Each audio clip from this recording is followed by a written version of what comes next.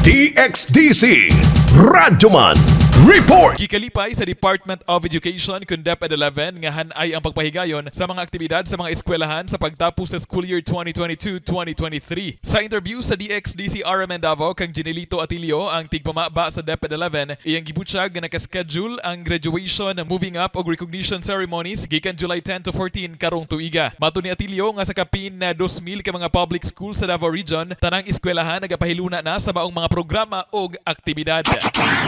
Malinawon, successful, and mga eskwelahan na to nagtuman gayud no sa schedules because per order ang pagpahilona sa End-of-School-Year Rites nato.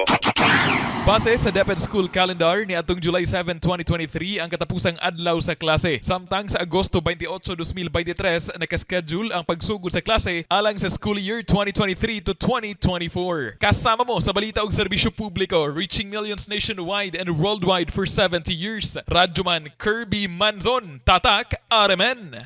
Tatak RMN.